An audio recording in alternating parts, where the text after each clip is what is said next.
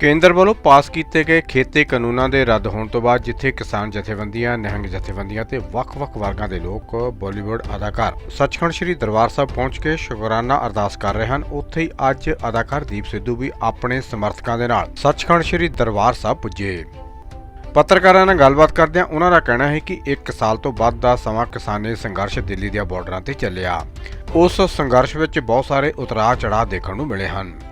ਉਨ੍ਹਾਂ ਕਿਹਾ ਕਿ ਸੰਘਰਸ਼ ਸਿਰਫ 32 ਕਿਸਾਨ ਜਥੇਬੰਦੀਆਂ ਦੇ ਨਾਲ ਨਹੀਂ ਜਿੱਤਿਆ ਗਿਆ, ਸੰਘਰਸ਼ ਉਨ੍ਹਾਂ ਯੋਧਿਆਂ ਦੇ ਨਾਲ ਜਿੱਤਿਆ ਗਿਆ ਹੈ ਜਿਨ੍ਹਾਂ ਨੇ ਜੇਲ੍ਹਾਂ ਕੱਟੀਆਂ ਤੇ 700 ਤੋਂ ਵੱਧ ਸ਼ਹੀਦੀਆਂ ਪਾਈਆਂ।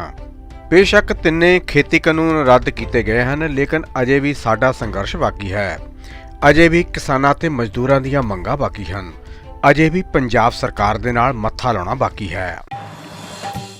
ਨਹੀਂ ਜੀ, ਉਹ ਤੋੜ ਵਿਛੋੜਾ ਬਿਲਕੁਲ ਉਦੋਂ ਹੀ ਹੋ ਗਿਆ ਸੀ ਜਦੋਂ ਮੈਂ ਸਾਰੀ ਜਿਹੜੀ ਉਹਨਾਂ ਦੀ ਪੋਲੀਟਿਕਸ ਆ ਸੈਂਟਰ ਦੀ ਉਹਦੇ ਉਲਟ ਸਟੈਂਡ ਲੈ ਗਿਆ ਸੀ। ਹੁਣ ਉਹ ਤੁਸੀਂ ਬੜੇ ਕਲੋਜ਼ਲੀ ਉਦੋਂ ਮੈਨੂੰ ਵਾਚ ਵੀ ਕੀਤਾ। ਮੇਰਾ ਰਿਸ਼ਤਾ ਸਿਰਫ ਸਨੀ ਦਿਓਲ ਬਾਈ ਨਾਲ ਸੀ, ਬੀਜੇਪੀ ਨਾਲ ਮੇਰਾ ਕੋਈ ਰਿਸ਼ਤਾ ਨਹੀਂ ਸੀ। ਉਹਨਾਂ ਨੇ ਉਸ ਵੇਲੇ ਜ਼ੋਰ ਵੀ ਲਾ ਲਿਆ ਵੀ ਮੈਂ ਬੀਜੇਪੀ ਜੁਆਇਨ ਕਰਾਂ। ਮੇਰੀ ਕੋਈ ਬੀਜੇਪੀ ਦਾ ਨਾਲ ਨਾ ਐਸੋਸੀਏਸ਼ਨ ਰਹੀ ਹੈ, ਨਾ ਮੈਂ ਕਦੇ ਜੁਆਇਨ ਕੀਤੀ ਆ। ਸਨੀ ਦਿਓਲ ਨੂੰ ਮੈਂ ਆਪਦਾ ਭਰਾ ਮੰਨਦਾ ਸੀ, ਉਹ ਮੈਨੂੰ ਛੋਟਾ ਭਰਾ ਮੰਨਦਾ ਸੀ ਤੇ ਮੈਂ ਸਨੀ ਦਿਓਲ ਬਾਈ ਲਈ ਆ ਕੇ ਚੋਣਾਂ 'ਚ ਉਹਦੇ ਲਈ ਖੜ ਗਿਆ ਸੀ, ਹੈ ਨਾ। ਪਰ ਇਹ ਗੱਲਾਂ ਤਾਂ ਬੜੇ ਸਮੇਂ ਤੋਂ ਆਪਾਂ ਸਪਸ਼ਟੀਕਰਨ ਦੇ ਲਈ ਪ੍ਰਤੱਖ ਕਰ ਲਈਆਂ। ਹੁਣ ਆਪਣਾ ਸਪਸ਼ਟੀਕਰਨ ਦੇਣ ਦਾ ਟਾਈਮ ਨਹੀਂ ਆ, ਹੁਣ ਤਾਂ ਸਵਾਲ ਪੁੱਛਣ ਦਾ ਟਾਈਮ ਆ। ਨੈਕਸਟ ਕੀ ਰਹੇਗਾ ਜੀ? ਸੋਸ਼ਲ ਮੀਡੀਆ ਦੀ ਗੱਲ ਕਰੀਏ, ਸੋਸ਼ਲ ਮੀਡੀਆ ਤੇ ਤੇ ਭਾਵੇਂ ਬਹੁਤ ਕੁਝ ਆ ਚੁੱਕਾ, ਕਿਤੇ ਕਿਸਾਨੀ ਸੰਘਰਸ਼ ਦੇ ਉੱਤੇ ਫਿਲਮ ਬਣਨ ਦੀ ਲੋੜ ਹੈ। ਦੇਖੋ, ਫਿਲਮ ਕਿਸਾਨੀ ਸੰਘਰਸ਼ ਤੇ ਉਹ ਬੰਦਾ ਬਣਾਵੇ ਜਿਹੜਾ ਪਹਿਲਾਂ ਇੰਟੈਲੈਕਚੁਅਲੀ ਇਹਨੂੰ ਐਨਾਲਿਸਿਸ ਕਰੇ ਵੀ ਕਿਵੇਂ ਸੰਘਰਸ਼ ਚੱਲਿਆ, ਇਹਦੀਆਂ ਪਰਤਾਂ ਕੀ ਆ, ਇਹਦੀਆਂ ਗਲਾਈਆਂ ਕੀ ਆ। ਤੁਸੀਂ ਉਹੀ ਬਿਨਾਂ ਸਟੱਡੀ ਤੋਂ ਉਹ ਗਲਾਈਆਂ ਨੂੰ ਜਾਂਚੇ ਪਰਖੇ ਬਿਨਾਂ ਜੇ ਤੁਸੀਂ ਫਿਲਮ ਬਣਾਓਗੇ ਤਾਂ ਤੁਸੀਂ ਕਿਵੇਂ ਐਨਾਲਿਸਿਸ ਕਰ ਸਕਦੇ ਹੋ?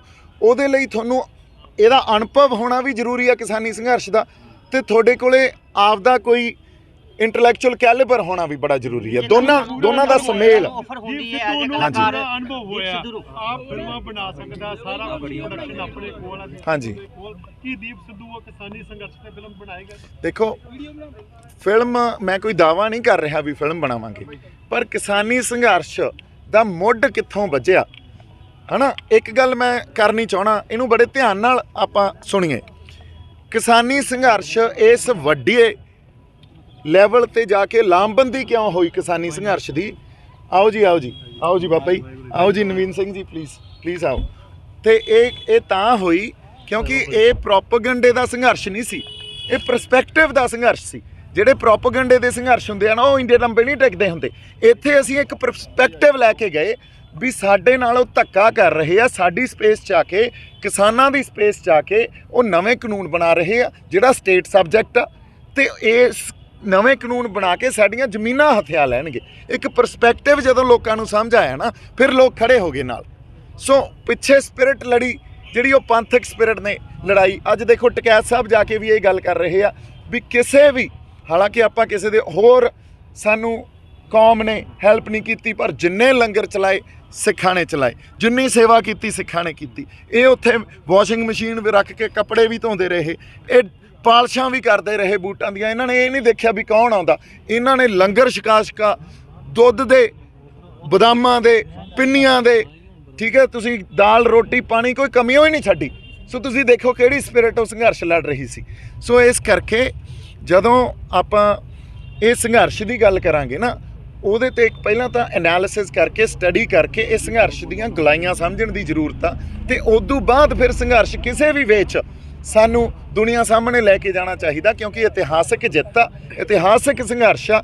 ਤੇ ਸਰਕਾਰ ਕਿਉਂ ਝੁਕੀ ਆ, ਕਿਸ ਸਿਦਕ ਤੇ ਜਾਬਤੇ ਦੀ ਜਿੱਤ ਹੋਈ ਆ, ਕਿਸ ਸਪੇਸ 'ਚ ਰਹਿ ਕੇ ਗੁਰੂ ਦਾ ਅਸੀਂ ਭਾਣਾ ਮੰਨ ਕੇ ਲੜੇ ਆ, ਇਹ ਗੱਲਾਂ ਜ਼ਰੂਰ ਦੁਨੀਆ ਦੇ ਸਾਹਮਣੇ ਆਉਣੀਆਂ ਚਾਹੀਦੀਆਂ। Every policy is made for corporate objective. Now if policies R made for corporate objective, ਤਾਂ ਕਾਰਪੋਰੇਟ ਕੰਪਨੀਜ਼ ਕੀ ਚਾਹੁੰਦੀਆਂ? ਉਹਨਾਂ ਨੂੰ ਹੱਦਾਂ ਨਹੀਂ ਚਾਹੀਦੀਆਂ, ਸਰਹੱਦਾਂ ਨਹੀਂ ਚਾਹੀਦੀਆਂ। ਹੌਲੀ ਹੌਲੀ ਤੁਸੀਂ ਦੇਖੋਗੇ ਇਹ ਹੱਦਾਂ ਸਰਹੱਦਾਂ ਮਿਟ ਜਾਣਗੀਆਂ, ਕਿਉਂਕਿ ਉਹ ਇਹ ਚਾਹੁੰਦੇ ਆ ਵੀ ਸਾਡਾ ਜਿਹੜਾ ਪ੍ਰੋਡਕਟ ਆ ਉਹ ਇਕੱਲੇ ਇੰਡੀਆ 'ਚ ਕਿਉਂ ਵਿਕੇ, ਉਹ ਤਾਂ ਆਸੇ-ਪਾਸੇ ਜਾਂ ਹੋਰ ਵੀ ਪਾਸੇ ਵਿਕੇ, ਕਸਟਮ ਡਿਊਟੀ ਉਹਦੇ ਤੇ 0% ਲੱਗੇ, ਤੇ ਉਹ ਫੰਡ ਕਰਦੀਆਂ ਸਰਕਾਰਾਂ ਨੂੰ, ਸਰਕਾਰ ਉਹਨਾਂ ਨੂੰ ਅਕੋਮੋਡੇਟ ਕਰਦੀ ਆ। ਸੋ ਇਹ ਤਾਂ ਇੱਕ ਕੈਪੀਟਲਿਸਟਿਕ ਵਰਲਡ ਦੀ ਇੱਕ ਲੋੜ ਬਣ ਗਈ ਆ ਵੀ ਹੱਦਾਂ ਸਰਹੱਦਾਂ ਉਹਨਾਂ ਨੂੰ ਖੋਲ੍ਹਣੀਆਂ ਪੈਣਗੀਆਂ ਆਉਣ ਵੇਲੇ। ਇਹ ਇਕਨੋਮਿਕਲ ਜਿਹੜੇ ਰੀਜ਼ਨਸ ਆ ਨਾ, ਇਹੀ ਡਰਾਈਵ ਕਰਦੇ ਆ ਹੁਣ ਜਿਹੜੀਆਂ ਸਟੇਟ ਦੀਆਂ ਪਾਲਿਸੀਜ਼ ਨੂੰ। ਸੋ ਤੁਸੀਂ ਇਹਦੇ ਪਿੱਛੇ ਨਾ ਬੜੇ ਰੀਜ਼ਨਸ ਹੁੰਦੇ ਆ।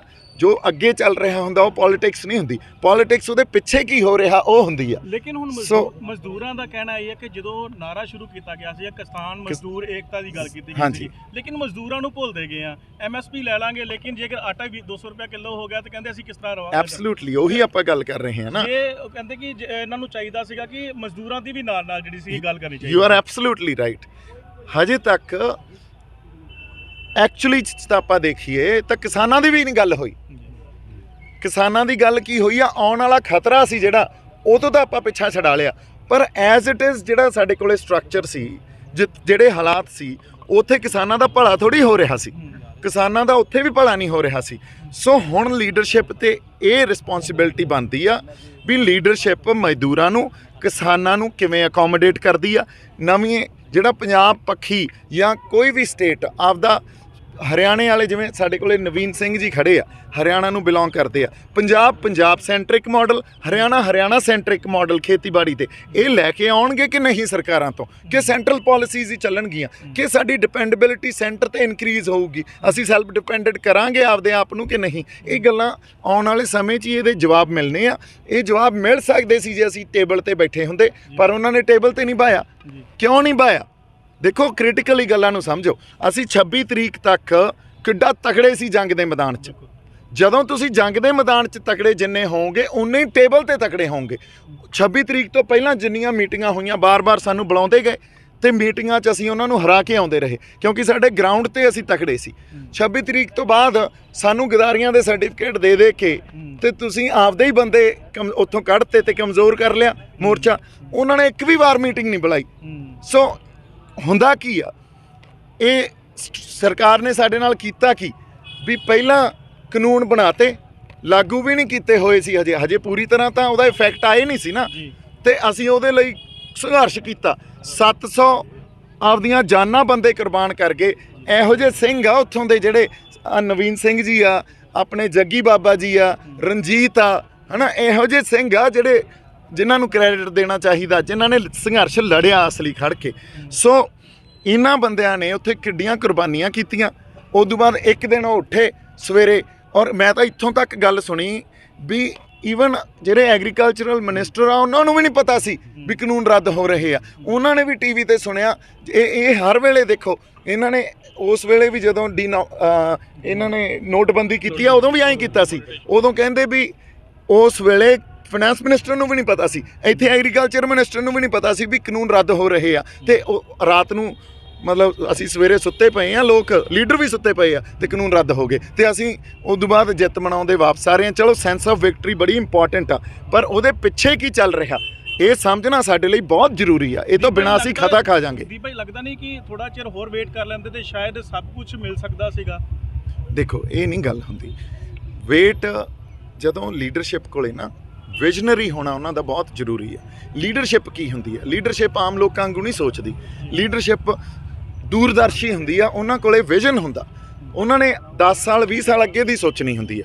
ਸੋ ਹੋ ਤਾਂ ਬੜਾ ਕੁਝ ਸਕਦਾ ਸੀ, ਪਰ ਜੋ ਹੋਇਆ ਉਹ ਵੀ ਗੁਰੂ ਦੀ ਬਖਸ਼ ਨਾਲ ਹੋਇਆ। ਅੱਜ ਉਹਦੇ ਸ਼ੁਕਰਾਨੇ 'ਚ ਰਹਿ ਕੇ ਇਸ ਸੈਂਸ ਆਫ ਵਿਕਟਰੀ ਨੂੰ ਇੰਜੋਏ ਕਰੀਏ।